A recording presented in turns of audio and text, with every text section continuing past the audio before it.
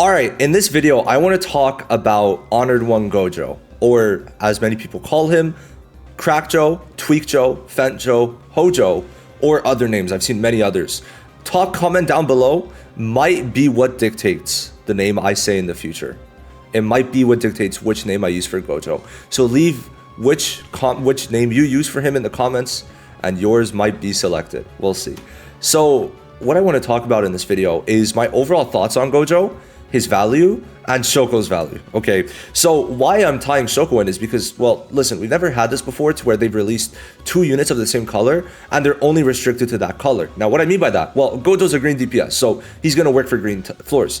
Shoko's a mono green unit support, so she's only gonna work for green floors too. So it's very much, I don't think most people should be selecting both, and I think that's pretty obvious. Now, if you could get both, oh fuck yeah, they're gonna be insane together. Both of them are top 5 units in the game, easily top 5. Like right now in my head, it goes Domain Gojo, Sukuna, Shoko, Gojo, Honored One, and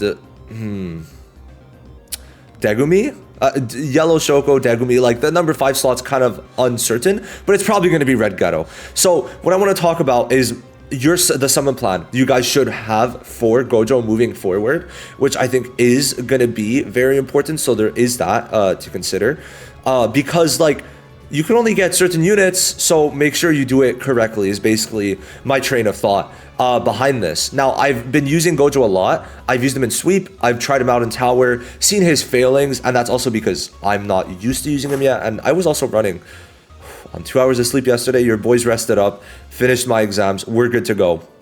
And let's talk about it. So Gojo's kit to start off is very good. We're going to talk about his kit and some other shit, but yeah, no, his kit is definitely very good.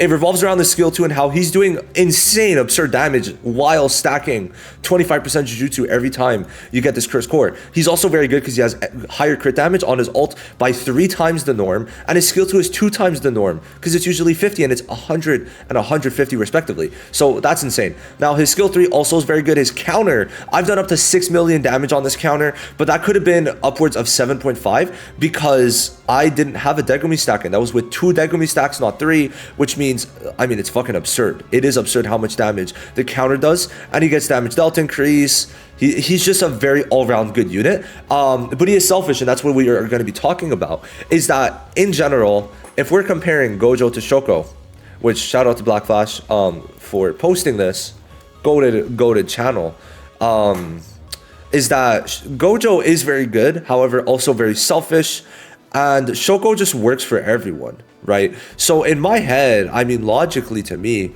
I just think that the better option is Shoko. I just do. If you have to pick one between Gojo and Shoko, I do think you're not picking Gojo, right? Now, of course, why this is important is because of the fact that we've got 2 mono green units here technically because they're both meant to be ran on green floors.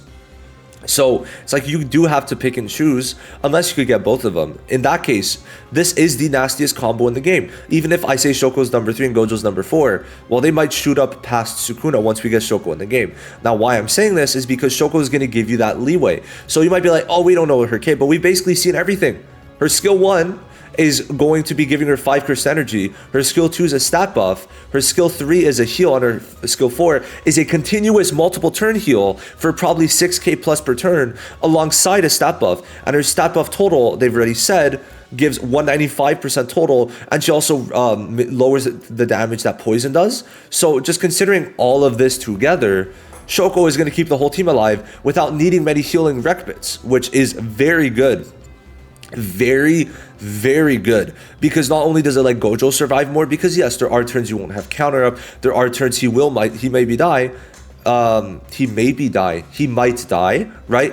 But with Shoko, she's just like able to make sure everyone's cooking. So I think if we're just being real with each other, Gojo is insane. He's able to clear all the content right now. He could clear sweep. He could do floor 63, floor 67 so far, dupe 0. I think it was dupe 0. I've seen it done, right? So Gojo himself is a top 5 unit. Shoko herself is a top 5 unit. At this point, we're just picking, right? We're just picking which apple we like better, okay? They're basically the same apple. They're doing the same shit, but one is doing it slightly better. And why I'm saying slightly better is because you could use your green Yuji, you could use your Nanami, you could use your Nobara, your Megumi, your Muta, your Saki, right, with Shoko. And also this allows you to use your domain Gojo with Shoko in the earlier floors, because the later floors it has to be mono. So you might be like, oh, Gojo sucks because he needs Shoko. No, first of all, he doesn't need Shoko, but second of all, we're getting to the point in the meta where we need mono typings anyway. So two good units, it's not necessarily that you need Gojo and Shoko, it's that these are the two best units to work in the mono colors, is my opinion of it. And it's like you need mono floors, mono colors, because example, floor 80, if it's not full red, your alt gauge is lowered, I think, every turn. So you have to be full red or else your alt gauge is going to be lowered. So you need to have these mono colors anyway. And they just decided, let's go full in and make green a insane ass color. So that's my thing. Gojo's damage is amazing. Gojo is going to be able to clear, okay? The thing with Shoko, though, is that she's going to be able to let everyone else cook. So it really does depend how you want to see it. Now, I will say Gojo will not be at his max value without Shoko, but Shoko obviously is going to bring everyone else up. So that's the main thing. The girl filling this slot up for the green is definitely going to be amazing. Now, this also works in tandem with Saki. Okay, Saki herself. Why it's going to work well with Shoko is because she's going to give herself the taunt, which is going to obviously make her take some damage. But damage-wise, she is hard to kill. She has damage reduction here, 90% damage reduction here, revive, and attack nullification. Peak. It's peak. Like, she's hard to kill. And then you pair that up with a healer that's going to be healing multiple turns with only one skill. And then, yeah, we start to get in some crazy ass shit. Okay, so that's something we do have to keep in mind. Is that Saki, one of the best ways to clear tower right now from 61 to 80, arguably the best way, next to Gojo now, is going to be enabled by Shoko.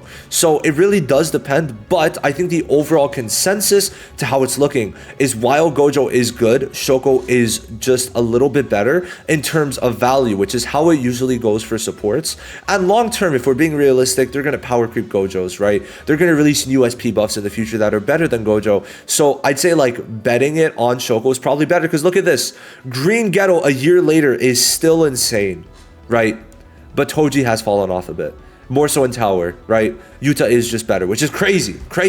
But it's mainly because of his support. That's the thing. Support just lasts longer, right?